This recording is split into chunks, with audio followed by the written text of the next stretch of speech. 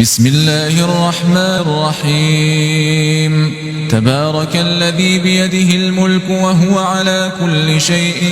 قدير الذي خلق الموت والحياة ليبلوكم أيكم أحسن عملا وهو العزيز الغفور الذي خلق 7 سماوات طباقا ما ترى في خلق الرحمن من تفاوت فارجع البصر هل ترى من فطور ثم ارجع البصر كرتين ينقلب إليك البصر خاسئا وهو حسير ولقد زينا السماء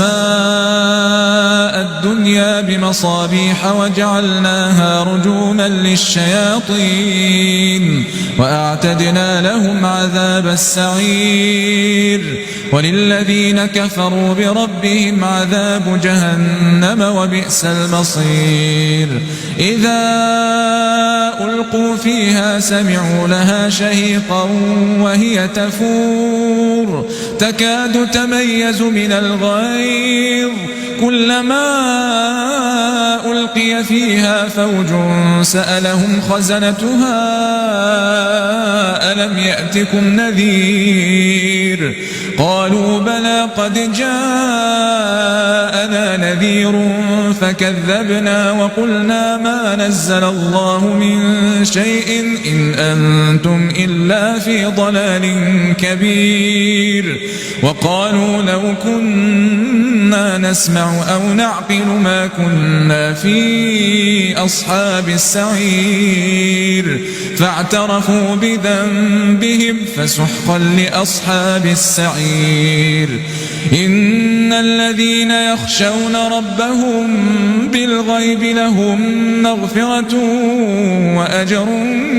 كبير وأسروا قولكم أو اجهروا به إنه عليم بذات الصدور ألا يعلم من خلق وهو اللطيف الخبير هو الذي جعل لكم الأرض ذلولا فامشوا في مناكبها وكلوا من رزقه وإليه النشور أأمنتم من في السماء أن يخسف بكم الأرض فإذا هي تمور أم أمنتم من في السماء أن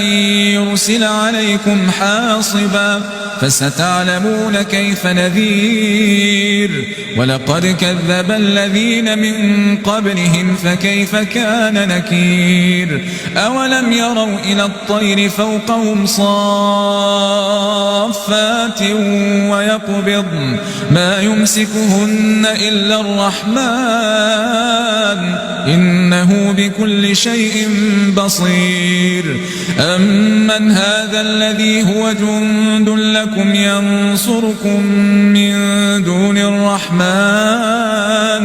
إن الكافرون إلا في غرور أمن هذا الذي يرزقكم إن أمسك رزقه بل لجوا في عتو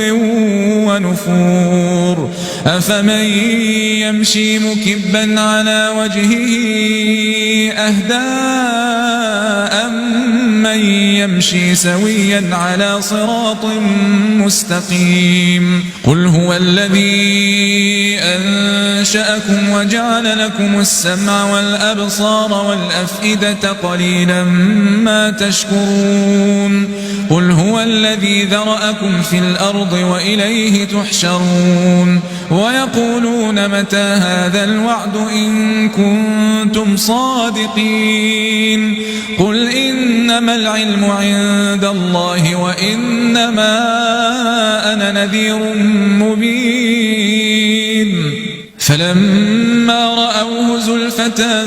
سيئت وجوه الذين كفروا وقيل هذا الذي كنتم به تدعون قل أرأيتم إن أهلكني الله ومن معي أو رحمنا فمن يجير الكافرين من عذاب أليم قل هو الرحمن الرحمن آمنا به وعليه توكلنا فستعلمون من هو في ضلال مبين قل أرأيتم إن أصبح ماؤكم غورا فمن يأتيكم بماء معين